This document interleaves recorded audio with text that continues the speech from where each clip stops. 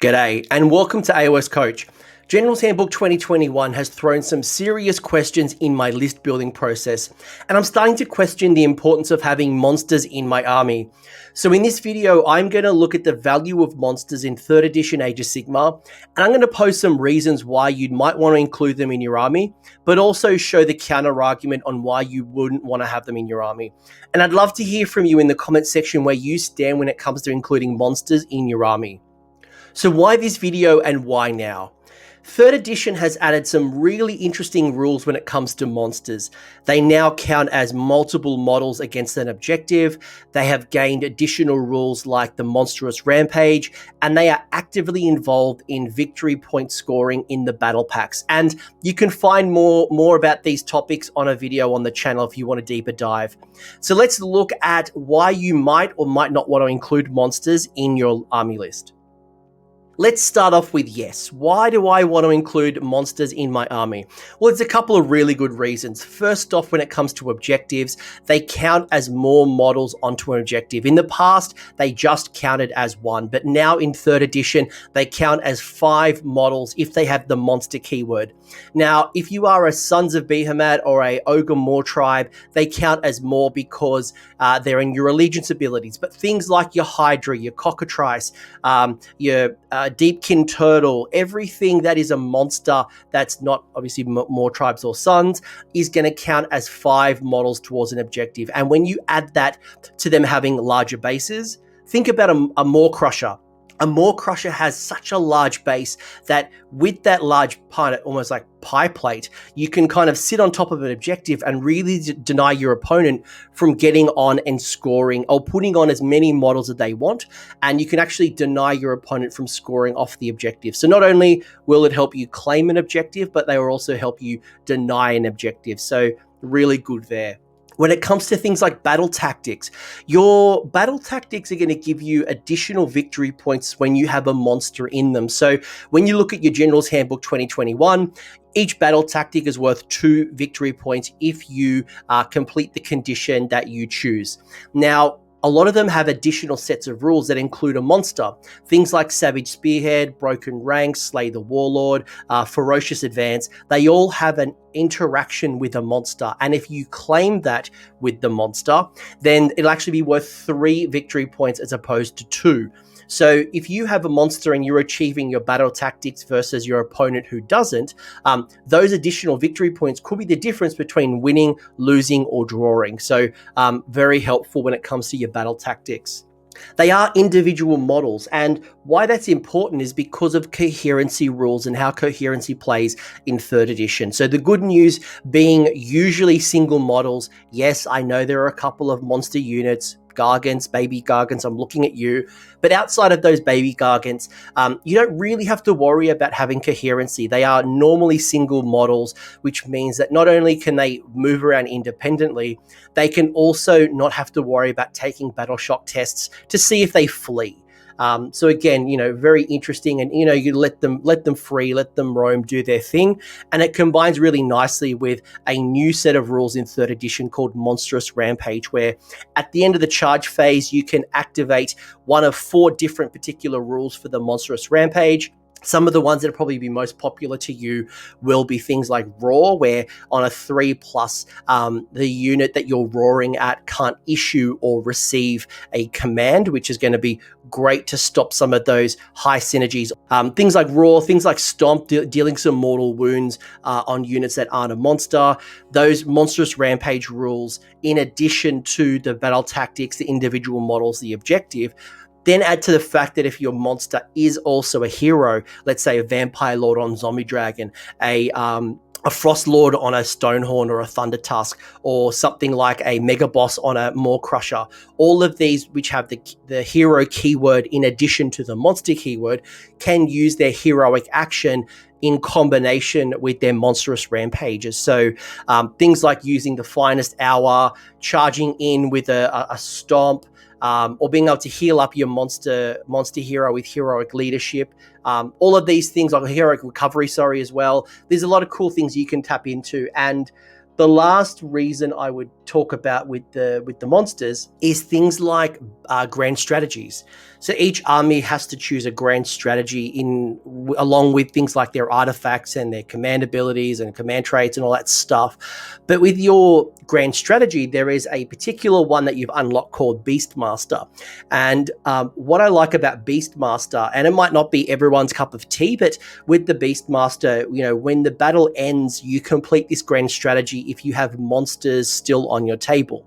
So, well, particularly your army. And where this kind of comes in is, let's say I'm a Flesh Eater Courts army with a bunch of Terrorgeists, or I am an Ogre Moor tribes with all the Stone Horns and Thunder Tusks, or Sons of Behemoth, as I've already mentioned. Or maybe you've got a really super durable monster in your army that isn't going to die. You're able to complete this grand strategy if that monster is going to stay on top of the table. So there's a lot of really cool things that you might want to consider by keeping a monster in your army. But on the other side of the fence, there's a lot of reasons why you don't want to have a monster in your army.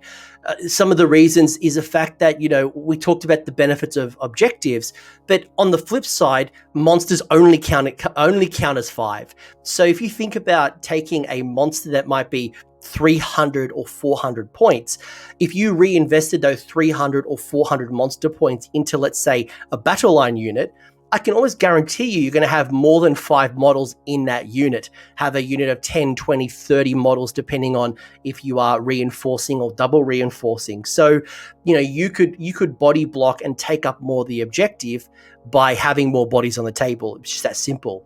Now, I did mention that the 300, 400 odd points, monsters cost a lot of points. Including a monster in your army will probably take over 10% of your army. Yes, I know there are some monsters out there that are worth under 100 points, but if you think about investing into a monster, it does mean that you have less bodies on the table. And if you take multiple monsters, it's going to mean that, potentially your battle line, your support heroes, other parts of your army will suffer. Unless you are, again, as I mentioned, a monster build, but we won't go in there. Things like, monsters will always be targeted by your opponent. Nothing puts the fear into an opponent than seeing a big monster across from you, and they just generally draw the attention of your opponents, which can be a good thing, but it also can be a bad thing. If people are putting damage into my monster, it means they're ignoring my heroes, it means they're ignoring my spellcasters, my battle line, whatever it might be. So depending on how you see it, good or bad, it will draw a lot of attention. And this is probably where, if you're not careful, and if you're not supporting your monsters, they will die quickly. So things like having to put on a Mystic Shield, having to think about things like Emerald Life Swarm to heal them, or maybe to find, as I mentioned, the hero monster being able to heal itself using the heroic action. So have a think about the survivability and the role that the monster is going to play, because it is going to be a primary target from your opponent. When it starts taking damage, it does have a degrading profile too. So as your monster, not every monster, but most monsters have a damage profile that degrades as they are suffering wounds. So when they're suffering wounds, most monsters reduce in their effectiveness, whether it's their attacks, their movement, their abilities, their to hit or wound, or there's a whole range of things that happen as a monster suffers damage. So when I think about, again, those same points going into a battle line unit, yes, I'm losing less models, but their effectiveness normally doesn't degrade as quickly as a monster. So again, keeping that in mind, especially when we talk about your opponent, often targeting those monsters. And then finally, there is a couple of areas within the realm rules, specifically Gur. If you kill a monster, is a rule called Predatory and Prey, where once per battle round you score an additional victory point if you slay the enemy monster on that battle round. So if you don't have a monster in your army, you deny your opponent from scoring that Predatory and Prey. However, when you think about the other side, which was the battle tactics giving you more benefits and more victory points by having a monster, this one is a little bit harder to justify. So, Predatory and Prey, yes, you're going to deny somebody a victory point. However, they might have scored a whole bunch through the additional battle tactics. So where do I stand with monsters in Age of Sigmar? I think there are a lot of reasons for me to bring in a monster in my army, and there's some reasons not to take a monster. And I think it's going to come down to the allegiance ability and what are the natural options available to you. We are almost, I guarantee you, entering into a season of monsters, and I don't know how long this season will last, but I can expect events and tournaments to be running the General's Handbook battle packs, and that means they're going to be providing monsters benefits that you are going to deny if you don't take a monster. If you have access to cheap monsters, I think they're definitely worth including into your list, and it's going to help you claim more victory points. On the other side of the fence, if you've got a hero monster, and we talked a little bit about the durability and the ability to be able to use heroic actions, to be able to heal itself, to make it more effective, to be able to apply command abilities on itself, just to name a few, I think hero monsters really are the win.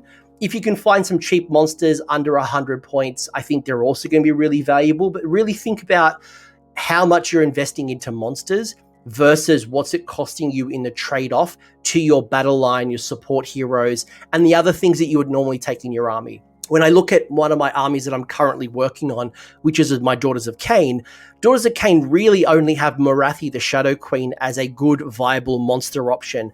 And if I want to get a cheap monster, I have to go look at my allies, and they're not going to gain the synergies and the allegiance abilities that a monster within Daughters of Cain would get.